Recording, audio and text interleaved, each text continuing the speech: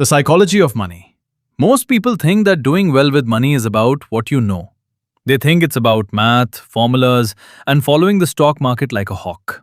But Morgan Housel, author of The Psychology of Money, argues something completely different. He says that financial success is a soft skill.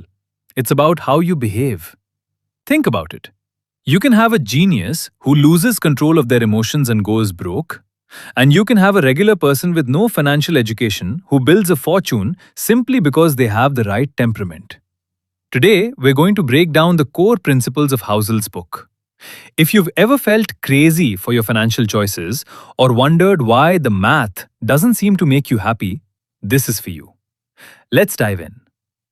The first thing we have to accept is that no one is crazy. Every one of us has a different mental map of how money works, based on when and where we grew up. If you reached adulthood during the Great Depression, you view the stock market very differently than someone who came of age during the tech boom of the 90s. We all make decisions that make sense to us in the moment, based on our unique experiences.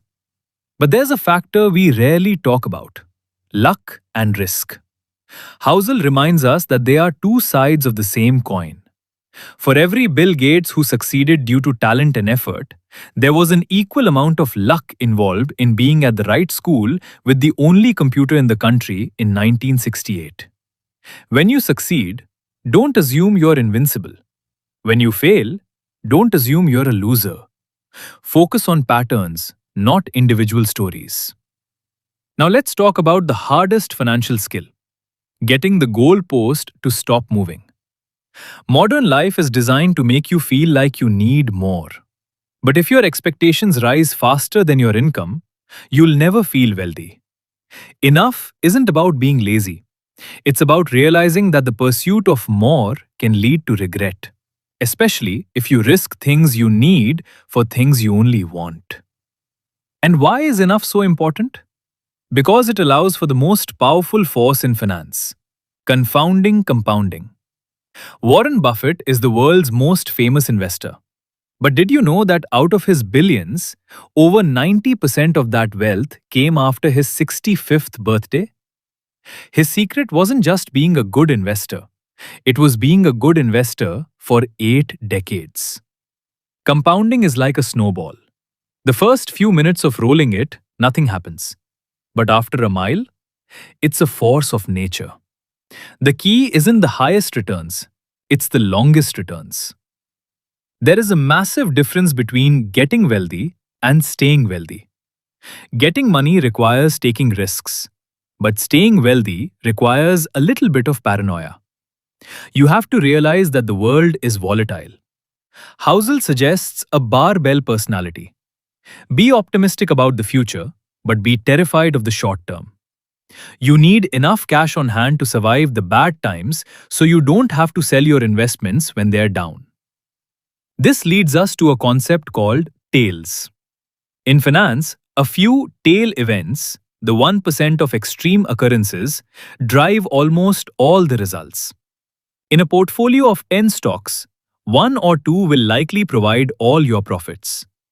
You can be wrong 50% of the time and still end up incredibly wealthy, as long as you stay in the game long enough to hit those tails. Finally, what is the point of all this? Is it to have a bigger number in a bank account? Housel argues that the highest form of wealth is freedom. The ability to wake up and say, "I can do whatever I want today," is the ultimate dividend money pays. Controlling your time is the highest predictor of happiness, more than the size of your house or the brand of your car. Remember, wealth is what you don't see. Wealth is the car you didn't buy. It's the option to leave a job you hate or wait for a better opportunity. It is unpurchased options. As we wrap up, remember the 3 pillars. Humility. You don't know everything. Patience. Let time do the heavy lifting. Plan for things to go wrong. Finance isn't a science. It's a study of human nature. If you can master your own behavior, you've already won half the battle. Thanks for listening. Now go take a look at your goalposts. and see if you can get them to stay still for a while. And subscribe for more books and tips.